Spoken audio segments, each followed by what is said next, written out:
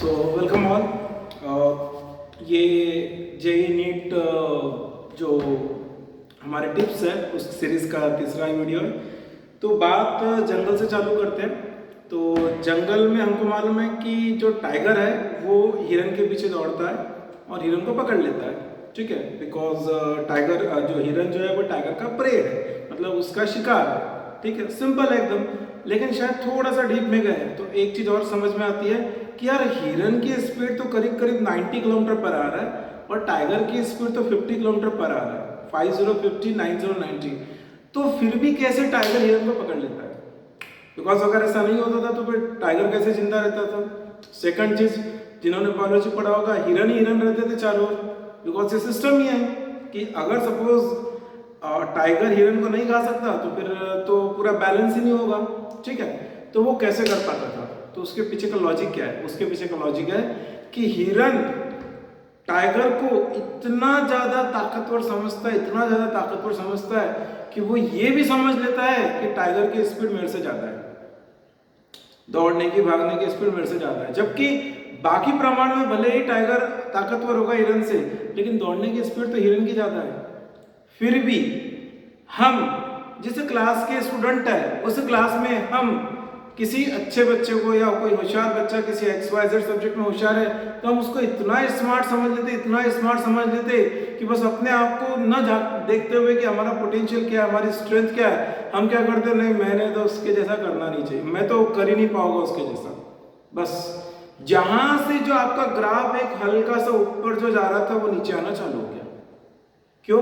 क्योंकि आपने आपका कंपैरिजन दूसरे से इस तरह से किया कि आप उससे नीचे हो, आप उससे पीछे हो, और कोई पीछे रहना नहीं चाहता। जैसे ही आपने सोचना चालू किया कि आप उससे पीछे हो कि बस वो चालू होगी प्रोसेस, पीछे पीछे पीछे पीछे।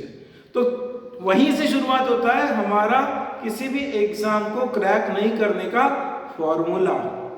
जनरली लोग फॉर्मूला देते हैं कुछ पॉजिटिव वे के लिए, लेकिन यहाँ पर फॉर्मूला नेगेटिव वे के लिए आ रहा है। बिकॉज ये हम ही है ना जो डिसाइड कर रहे हैं, मैं नहीं कर सकता बिकॉज वो है, और फिर हम उसके एडिशंस और दे देते हैं। अरे उसके घर का माहौल बहुत अच्छा है, उसके पास बहुत अच्छे नोट्स है, उसकी कोचिंग बहुत अच्छी है, ये है वो है। बस हम अपने दिमाग से पॉजिटिव पॉइंट अगले वाले इंसान को देते हैं, लेकिन खुद के बारे में पूरे नेगेटिव पॉइंट। होगी बात खत्म।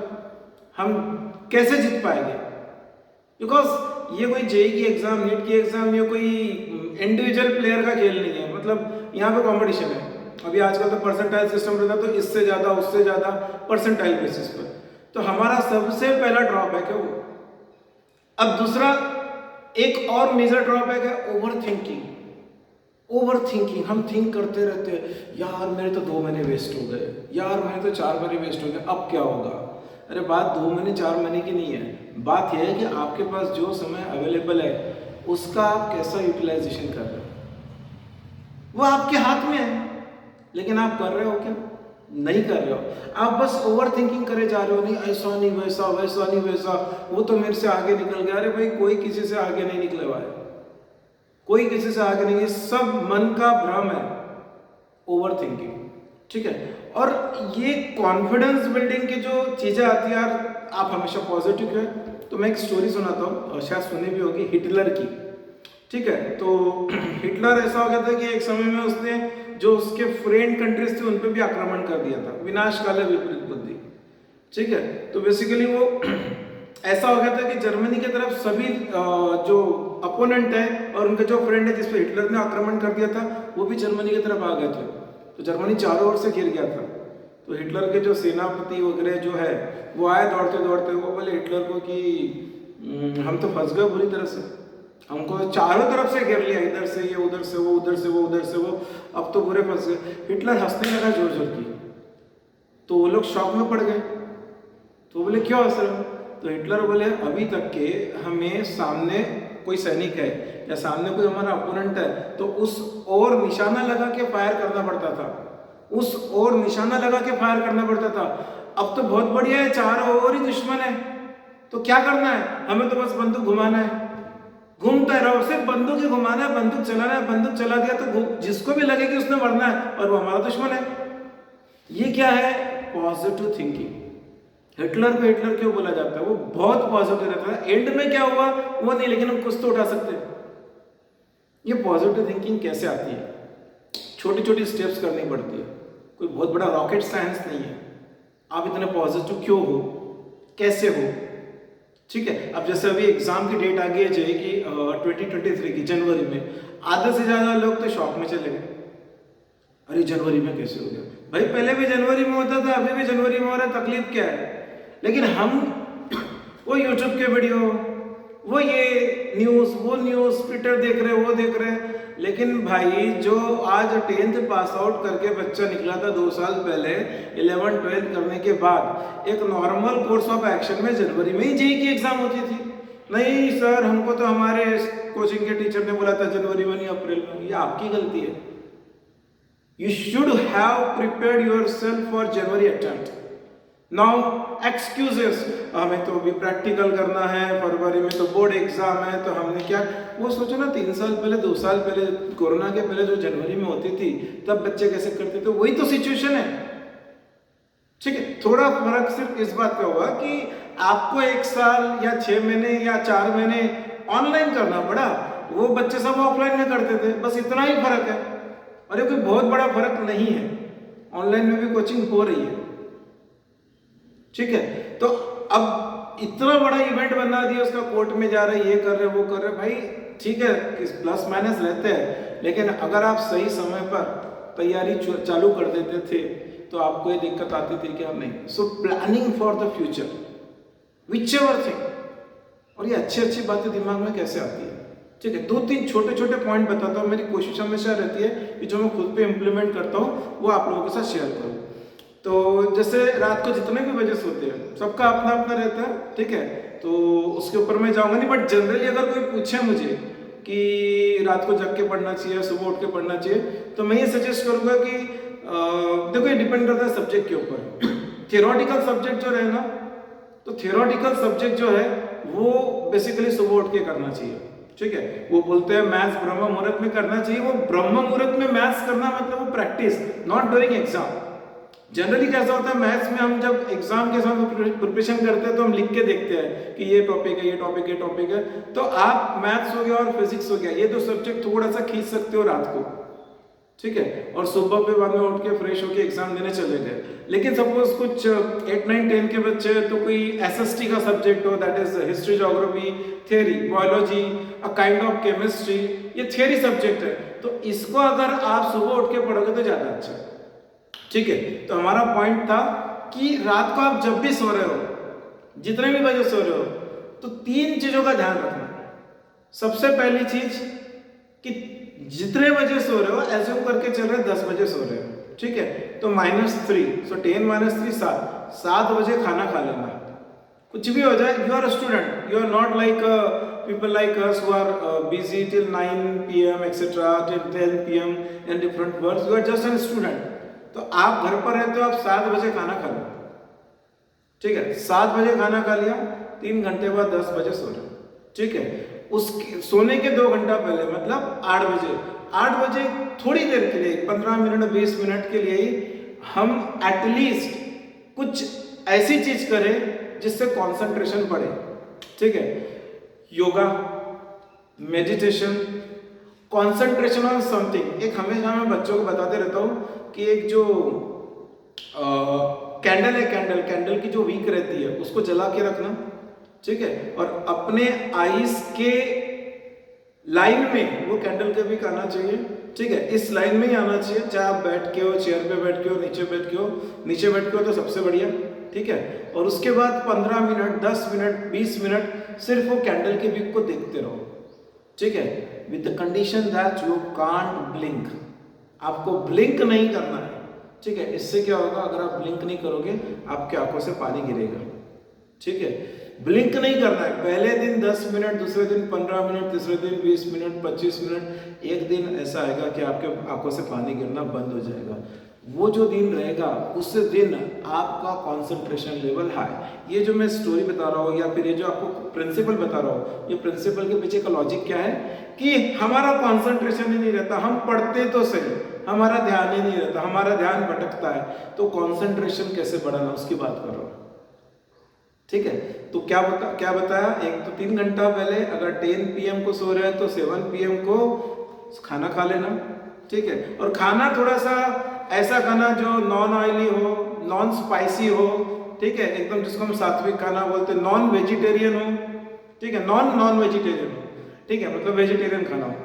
और 2 घंटा पहले थोड़ा सा मेडिटेशन काइंड ऑफ वर्क, कुछ भी योगा कर लिया, ये कर लिया। और जो मैंने ये बताया कैंडल का सबसे बढ़िया है, अगर प्रदूषण नहीं फैलाना चाहते हो, पोल्यूशन, बिकॉज कैंडल जलाओगे तो CO2 निकलेगी, ग्रीन हाउस गैस है, तो सिंपल सा है, कोई दीवार पे पॉइंट ले लेना, ओम लिखा हुआ या कुछ भी पॉइंट ले लेना, उस पॉइंट के ऊपर फोकस कर रहे हो, ठीक है। 1 घंटा पहले सोने के 1 घंटा पहले, मतलब 9 PM, जो बहुत सबसे खतरनाक है, जो बहुत मुश्किल है करना। 1 घंटा पहले क्या करना है, जितने भी हमारे हाथ में गैजेट्स है, मोबाइल, टीवी, एक्सेट्रा एक्सेट्रा, ठीक है, सब छोड़ देना, ठीक है। 1 घंटे तक के बुक्स पढ़ो, not necessary study related book पढ़ो, कुछ एक एडवेंचरस बुक भी पढ़ सकते हो, कुछ सेल्फ हेल्प बुक भी पढ़ सकते हो, ठीक है, कुछ भी पढ़ सकते हो, ठीक है, वो बुक पढ़ना, ठीक है, और वो उसके बाद में सो जाना। ये चीज करोगे, इसका इफेक्ट 21 डेज में आता है, ठीक है। 21 डेज तक के प्रैक्टिस करो, automatically you will feel that your concentration has improved.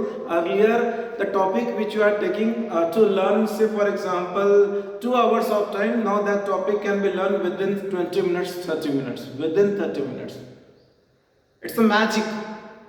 But शायद और कहीं पे भी सुना होगा, लेकिन किया क्या, नहीं किया, ठीक है। एक ये पॉइंट, एक और पॉइंट बताऊंगा इस वीडियो में, वीडियो खत्म करने के पहले, कि देखो दुनिया में बहुत कम ऐसे लोग रहते हैं जो दोनों हाथ से लिखते हैं, राइट और लेफ्ट हैंड से, ठीक है, बहुत कम लोग रहते हैं, ठीक है। तो अगर समझ लो वो राइट और लेफ्ट हैंड से लिखते जो लोग हैं, आइंस्टाइन लिखता था, ठीक है, तो आइंस्टाइन की बुद्धि भी उतनी ज्यादा थी, ठीक है। तो वो हमारे बॉडी के स्ट्रक्चर इस तरह से है कि वो ब्रेन से कनेक्ट है हर पार्ट, तो जो दोनों हाथ से लिखते हैं उनका जो ब्रेन है वो बैलेंस रहता है, उनका जो ब्रेन है वो बैलेंस रहता है। तो हमारा otherwise most of the activities is done by right hand, ठीक है। मैक्सिमम लोगों का या तो लेफ्ट हैंड, सॉरी, मैक्सिमम लोगों का राइट हैंड या कुछ लोगों का लेफ्ट हैंड रहता है, इज द डोमिनेंट हैंड, मतलब हम उसका ज्यादा यूज करते हैं कोई भी काम करने के लिए, नॉर्मल है, कोई बड़ी बात नहीं है, ठीक है। थोड़ा सा उसको चेंज करो, ठीक है। पानी की गिलास ले रहे हैं, राइट हैंड से ले रहे हैं, लेफ्ट हैंड से लो, बहुत आसानी से ले सकते हैं, बहुत आसानी से ले सकते हैं। मैं ये नहीं बोलूँगा राइट हैंड से लिख रहे हो तो लेफ्ट हैंड से लिखना चालू करो, वो थोड़ा डिफिकल्ट है, मैं बहुत आसान चीज़ें बोल रहा हूँ, ठीक है। हम राइट हैंड का जितना ज़्यादा यूज़ कर रहे हैं, थोड़ा सा दिमाग पे ध्यान रख के लेफ्ट हैंड का यूज़ चालू करो, उससे क्या होगा, इंटरनली हमारा लेफ्ट ब्रेन भी काम करेगा, बिकॉज जब हम राइट हैंड का ज़्यादा यूज़ करते हैं तो हमारा राइट ब्रेन काम ज़्यादा करता है, और जिस इंसान का लेफ्ट और राइट ब्रेन इक्वली काम करता है वो इंसान इंटेलिजेंट कहलाया जाता है, उसका IQ लेवल एकदम टॉप लेवल का रहता है, ठीक है। आइंस्टाइन का जो मैंने एग्जांपल बताया था। तो बेसिकली जैसे जैसे हम लेफ्ट हैंड का यूज करते जाएंगे, बॉडी का स्ट्रक्चर इंटरनली ऐसा है, ठीक है, वो ऑटोमेटिकली आपके लेफ्ट ब्रेन से सोचना चालू कर रहेगा।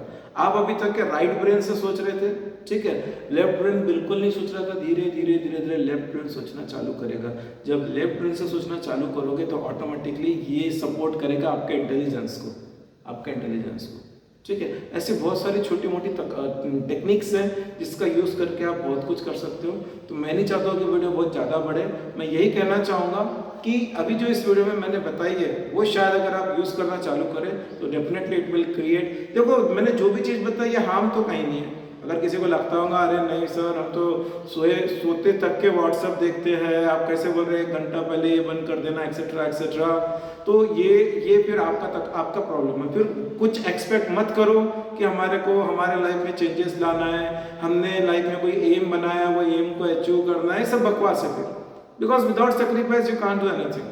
If you think that you want to keep you want to live the luxurious life and want to achieve your goal, then it's false, ठीक है। एलोन मस्क ले लो, जेफ बेजोस ले लो, हमारे गौतम अदानी ले लो, ना कोई लग्जरियस लाइफ नहीं, ठीक है। जो आजकल के बच्चों में ट्रेंड है, दोपहर को सोते हैं 1-1 घंटा 2-2 घंटा, फंडे के फंडे सोते रहते हैं, ठीक है, ये लोग कब सोते हैं, कितना सोते हैं देखो। एलॉन मस्क तो रोते रोते बोल दिया था अपने इंटरव्यू में, मैं बोले जितना काम मतलब 20 एक वीक की बात बताया था, 24/7 से 168, you have 168 hours a week, and he told that I used to work 100+ hours, I used to work 100+ hours a week।